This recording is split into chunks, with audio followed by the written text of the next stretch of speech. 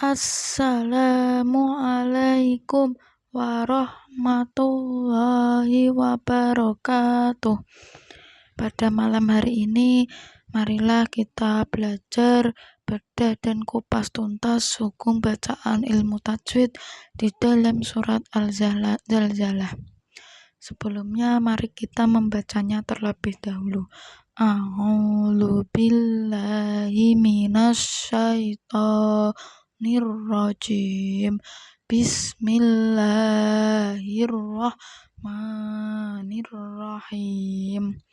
Idza zulzilatil ardu zilzalaha wa akhrajatil ardu athqalaha wa qalal insanu malaha yauma idzin tuhaddisu akhbaraha bi anna rabbaka awhalaha yauma idzi yasdurun nasu astatan liyurau a'malahum faman ya'mal mithqala dzarratin khairan yarah wa man ya'mal mithqala dzarratin syarran yarah.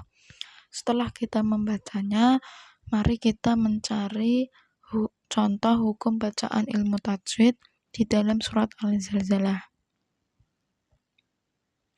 Pada ayat pertama ialah idza, ini namanya mad tabi'i karena ada fathah diikuti dengan alif. Idza zulzilatil ini namanya al-qamariyah karena ada al bertemu dengan alif. Roknya ini namanya rok tafkhim karena ada rok sukun yang didahului fathah. Duzil za ini namanya mad tabi'i karena ada fathah diikuti dengan alif. Laha nya ini namanya mad tabi'i karena ada fathah diikuti dengan alif. Lalu pada ayat kedua wa akhra, nah ro-nya ini namanya mad ro tafkhim karena ada ro berharokat fathah gitu. Kemudian nah ini namanya al-qamariyah karena ada al bertemu dengan alif. Roknya ini namanya rok tafkhim karena ada rok sukun didahului dengan fathah. Du'as ini qa-nya ini namanya mad tabi'i karena ada fathah diikuti dengan alif. Laha ini namanya juga mad tabi'i karena ada fathah diikuti dengan alif. Pada ayat ketiga waqa, nah qa-nya ini namanya mad tabi'i karena ada fathah diikuti dengan alif. Al ini namanya al-qamariyah karena ada al bertemu dengan alif. Insa ini namanya ikhfa haqiqi karena ada nun sukun bertemu dengan sin. Kemudian sa ini namanya mad tabi'i karena ada fathah diikuti dengan alif.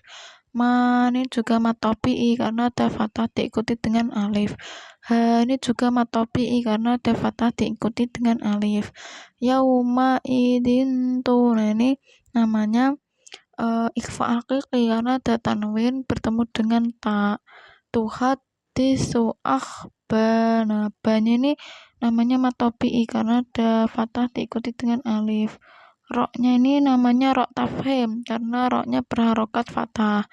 Ha ini namanya mad tabi'i karena ada fathah diikuti dengan alif.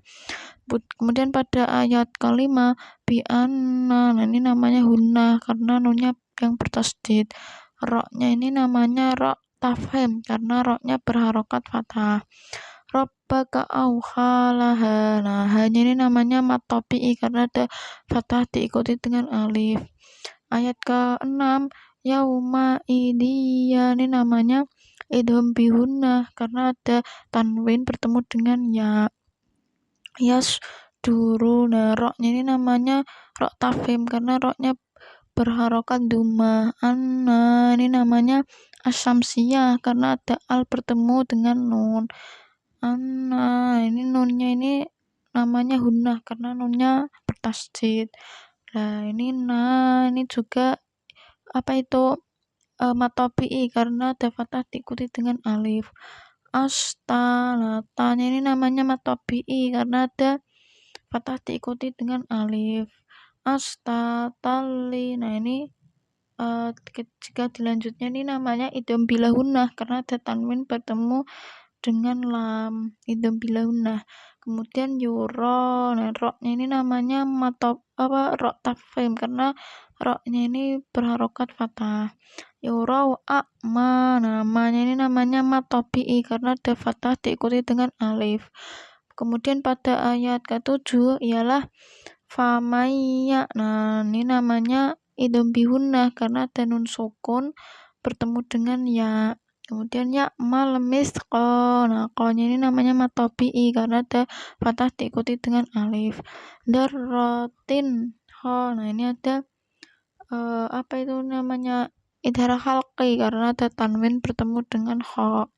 Khairoya. Nah, ini namanya idgham bihunah karena ada apa itu namanya ro, ada tanwin bertemu dengan ya gitu.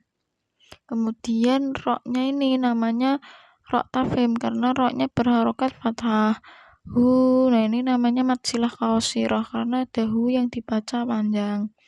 Lalu pada ayat ke-7 wamaya. Nah ini nunnya ini namanya idgham bihunah karena ada nun sukun bertemu dengan ya.